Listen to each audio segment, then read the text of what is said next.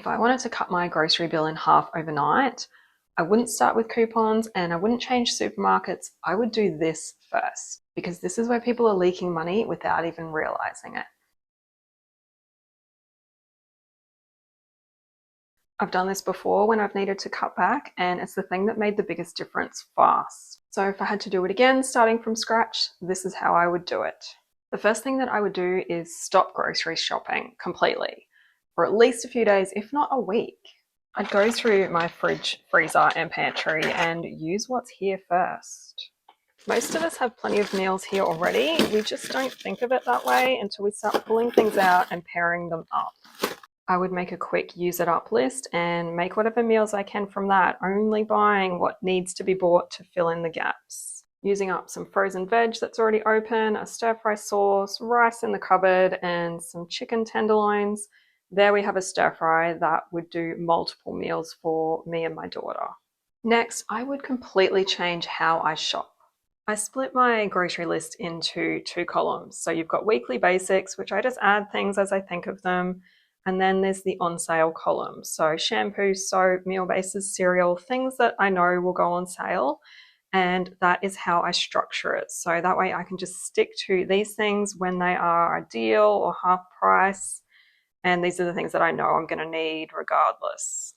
And this is the rule that I follow. So basically, if it's not on sale, I just treat it as though it's out of stock unless I desperately need that item. So this one habit change alone can actually save a lot of money over time because you'll end up stocking up on things that you do need over time, but you're not spending the full price amount on them every single week. You're just waiting until it comes up at a cheaper deal. I also stop cooking meals every night and instead I'll cook components or batch cooking. For example, I will cook up a kilo of chicken pieces, or sometimes I might even do 2 packs since I'm putting the oven on anyway. Depends how far I want to stretch the meat. And then from that, I can take the chicken off the bone and have a whole container of chicken. And from there, I can make some fried rice. I've got some sauces and veggies there. I've got the butter chicken mix. So again, I can use rice, veggies, the sauce, and the chicken. We can have chicken and salad wraps one night. And if I've got some spare pastry, I can even put like some leftover butter chicken into mini pies at home. I've got a pie maker. So just from that 1 or 2 packs of chicken, depending on how much I cook, I can make a bunch of different meals. And this is just one example using what I actually have here. So this is how you can stretch your food further without having to feel repetitive, but also without having to buy so much food. Because honestly, people aren't always overspending at the grocery store. They're overspending when they're tired and overwhelmed. There is nothing to eat. So that's when you end up ordering takeout or doing a last minute grocery store run and just buying expensive grabby food because it's easier. I always have backup options for this exact scenario so that I don't end up resorting to Uber Eats. I always make sure we've got some frozen meals, just extras of things I've cooked along the way for lazy nights. We do occasionally have fake out nights as well, which is just basically junky takeout food at home without having to purchase expensive takeout. And even just having like a soup and toast night or baked beans and spaghetti on toast is also another really easy, cheap option, and it's grabby and it stops you from running to the store hungry. Even just having a few backup meals on hand can save so much money in your weekly food budget. And then I would look at where I'm shopping. The easiest way to find discount groceries in your area is to open up maps and then just do a search. So the different words that you can use are food pantry, discount groceries, food bank, discount food, and then see what pops up. So let's go with food pantry.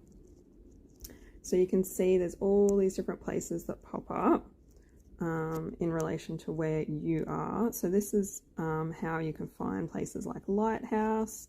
You can see the trolleys and the hauls that I put up for that. Tribe of Judah in the Logan area is another really good one.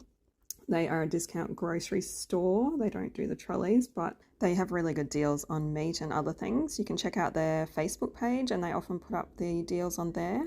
So yeah, that's the best way to find the discount food in your area. So if you don't live near me and you're watching my videos going, how the heck do you find this?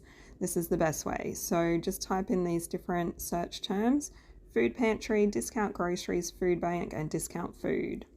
because sometimes there really are cheaper places nearby, but just out of habit, we go to our usual haunts. One thing that can just really help a lot as well is just simplifying your meals, just using basic ingredients, not making things so fancy and extensive, and that alone can cut your grocery costs a lot. This can mean just eating through what you've got for a week or even a couple of weeks just to declutter what you've got and save having to spend so much money. It might just mean repeating the same meals for a little bit just to make things a little bit easier. So if I really needed to cut my bill in half quickly, I wouldn't do it with extreme budgeting and couponing, although those things can be valid if you're into that. I would start by using what I've got, changing how I shop, and removing the moments where I tend to overspend. It's within all these little habits and these little changes that the big changes can actually happen.